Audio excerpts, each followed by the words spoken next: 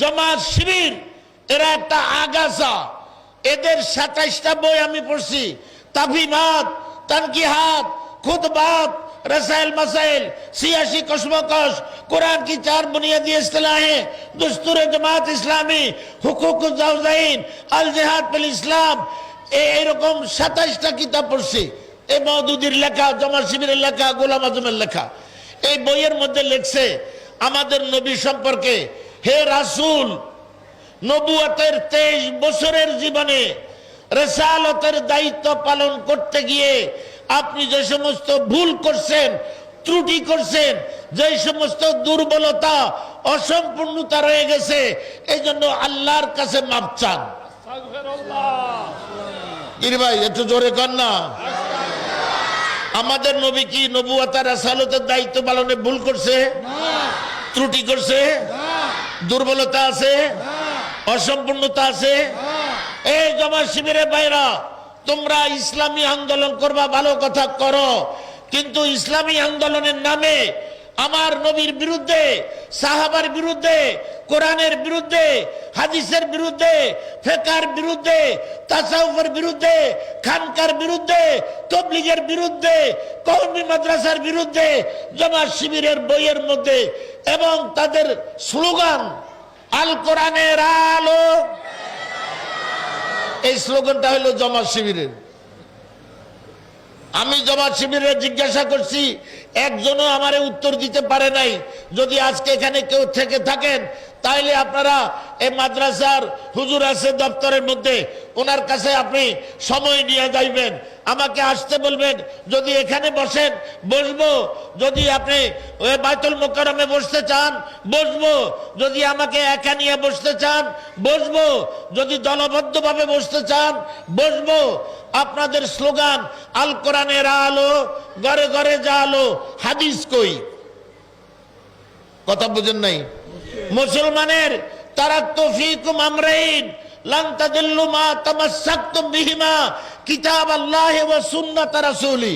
নবীজি বিদায় হজে বলছেন, আমি তোমাদের জন্য 2টা জিনিস রেখে যাইতেছি, যদি তোমরা এই 2টাকে মজবুত আঁকড়াইয়া ধরো তোমরা পথভ্রষ্ট হইবা না।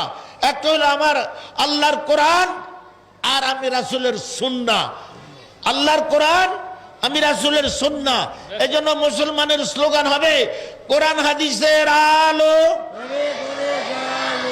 কোরআন সুন্নাহর আলো। তাহলে এরা জামাত শিবিরের স্লোগান হলো আল কোরআনের আলো, হাদিস বাদ, সুন্নাহবাদ। আল্লাহর আইন চাই, সৎ লোকের শাসন চাই, এটাও মুসলমানের স্লোগান না। মুসলমানের কোরআনও লাগবে, হাদিসও লাগবে, তাওহীদ লাগবে, রিসালাত লাগবে। এরা দ্বিতীয় স্লোগান বললো কোরআন ছাড়া অন্য কিছু মানি না, মানবো না, অন্য কিছু মানি, হাদিস মানি না। আতিউল্লাহ ওয়া আতিউর রাসূল। মাশাআল্লাহ, কোরআন শরীফে আল্লাহ তাআলা বলছেন তোমরা আল্লাহর অনুসরণ করো এবং আল্লাহর রাসূলের অনুসরণ করো। জামাত শিবিরের এই 2 নম্বর স্লোগানের মধ্যে এই আল্লাহর আইন চাই, সৎ লোকের শাসন চাই। আমরা বলবো সৎ লোক তো হিন্দুদের মধ্যেও সৎ লোক আছে, খ্রিস্টানের মধ্যেও সৎ লোক আছে, তাদের শাসন আমরা চাই না। আমরা চাই আল্লাহর আইন চাই, ইমানদারের শাসন চাই। ঠিক না ঠিক? 3 নম্বর স্লোগান, হে তরুণ এসো আল কোরআনের সমাজ গড়ি, হাদিসের না। আমাদের প্রত্যয় একটি, আল কোরআনের সমাজ গড়ি, হাদিসের না।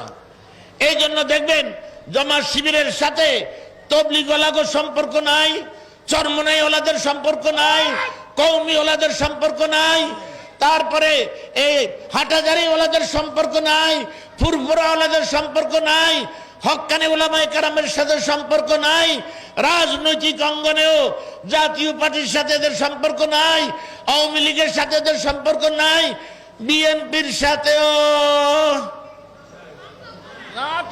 না, থাকবো না।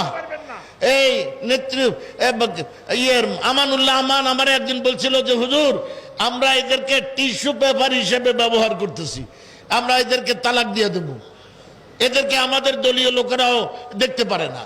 اللهم صل على سيدنا مولانا محمد وعلى آله وصحابه وبارك وسلم اللهم صل على سيدنا مولانا محمد وعلى آله وصحابه وبارك وسلم اللهم صل على سيدنا مولانا محمد وعلى آله وصحابه وبارك وسلم اللهم آمين ربنا ظلمنا أنفسنا وإن لم تغفر لنا وترحمنا لنكونن من الخاسرين ربنا فاغفر لنا ذنوبنا وكفر عنا سيئاتنا وتوفنا مع الأبرار اللهم أرنا الحق حقا وارزقنا اتباعه وأرنا الباطل باطلا وارزقنا اجتنابه اللهم إنك عفو كريم تحب العفو فاعف عنا يا حي يا قيوم برحمتك نستغيث يا حي يا قيوم برحمتك نستغيث اللهم أرنا الحق حقا وارزقنا اتباعه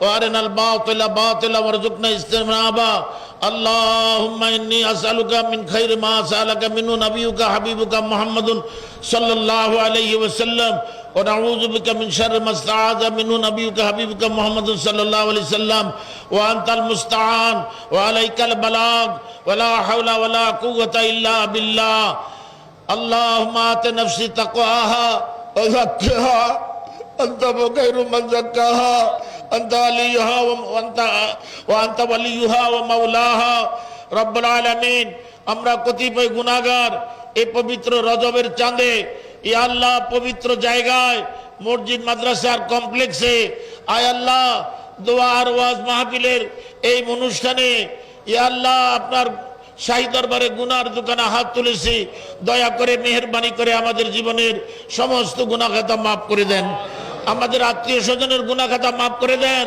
আমাদের বন্ধু বান্ধবের গুনাহ খাতা মাফ করে দেন আমাদের দাদা দাদি নানা নানির গুনাহ মাফ করে দেন আমাদের ভাই ব্রাদারের গুনাহ মাফ করে দেন আমাদের স্ত্রী আমাদের ছেলে মেয়ে যারা দুনিয়া থেকে বিদায় নিছে আল্লাহ তাদেরকে মাফ করে দেন বিশেষ করে আমার ভাই আমির হোসেন মোল্লা সাহেবের আব্বা আম্মার কবর আযাব কিয়ামত পর্যন্ত মাফ করে দেন ওনার সহধর্মিনীর গুনাহ মাফ করে দেন তাদের কবরকে নূরে নূরান্বিত করে দেন আল্লাহ এই মসজিদ মাদ্রাসা কমপ্লেক্সকে আপনি কবুল করে নেন আল্লাহ এখানে একটা দাওরায়ে হাদিস পর্যন্ত মাদ্রাসা করার তৌফিক দান করেন আয় আল্লাহ এই মসজিদ মাদ্রাসা কমপ্লেক্সের যত প্রয়োজন আছে আপনার গায়বী খাজানা থেকে পুরা করে দেন আয় আল্লাহ আজকে যারা এখানে বয়ান করতে আসবেন ওই সমস্ত বক্তাদের মুখ দিয়ে এমন কিছু কথা বের করে দিয়ে যে কথার দ্বারা আমাদের শ্রোতাদের দুনিয়া এবং আখিরাতের কামিয়াবি আর সফলতা অর্জন হয় আয় আল্লাহ আপনার আরশের থেকে নিচের দিকে তাকায়া দেখেন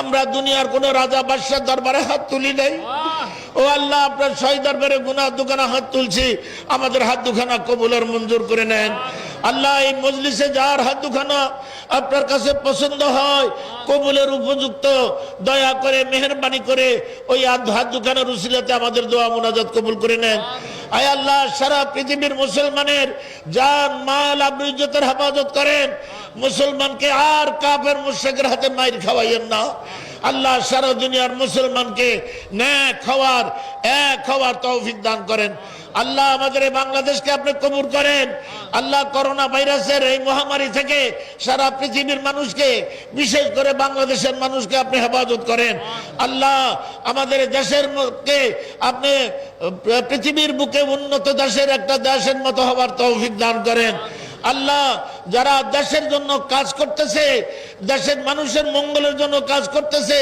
তাদেরকে নেক হায়াত দান করেন আল্লাহ তাদেরকে নেক হায়াত দান করেন শত্রুর শত্রুতা থেকে তাদেরকে হেফাজত করেন জালেমের জুলুম থেকে হেফাজত করেন আল্লাহ আখেরি মুনাজাত পর্যন্ত আমার ভাইরা যেন এখানে থাকতে পারে ওয়াজ নসিহত শুনতে পারে সেই তৌফিক সবাইকে দান করেন আল্লাহ এই দুয়ারি পাড়া এলাকার মধ্যে খায়র বরকত নাজিল করেন মারামারি কাটাকাটি আত্মকলহ ঝগড়া বিবাদ থেকে এই দুয়ারি পাড়া মিরপুর এলাকাকে আপনি কবুল আর মঞ্জুর করেন হেফাজত করেন হেফাজত করেন হেফাজত করেন আয় আল্লাহ জানি না কোন মুহূর্তে আজরাইল এসে আমাদের জান কবজ করে নিয়ে যায় সেই সংকটময় মুহূর্তে আমাদের মুখে জারি করে দিয়েন লা ইলাহা ইল্লাল্লাহু মুহাম্মাদুর রাসূলুল্লাহ।